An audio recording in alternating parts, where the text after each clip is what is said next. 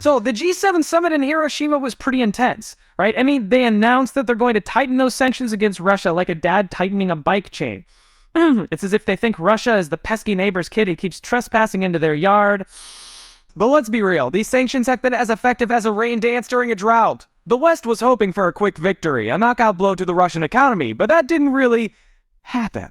It's like expecting your cat to master the piano after one lesson.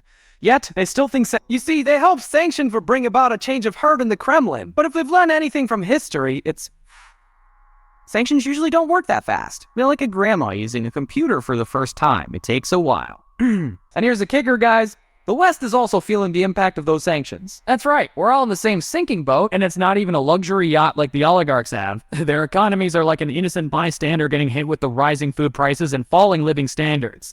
But don't worry, folks, because the G7 countries are still showing strong support for Ukraine despite those mixed bag sanctions. They're like the persistent friend who keeps recommending that awful restaurant just because they hope it'll be better this time. Even the IMF had to revise their early forecast, but they're still expecting a 0.7% growth for Russia this year.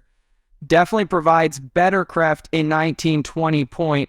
The other side of the cut now, the West was banking on Russia running out of money, collapsing under the global pressure, and becoming a total basket case like the Soviet Union in the 80s. But surprise, surprise, that's not happening.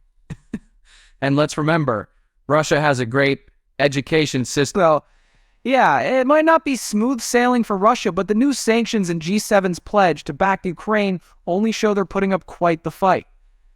The box office, nobody. Russia has a fast-making office. You can't help but have a chuckle about these political games, am I right? Let's see how things unfold, and maybe in a little while, we could all gather around the sanctions podium and share a laugh together. And remember, folks, this podcast is brought to you by AI.pictures.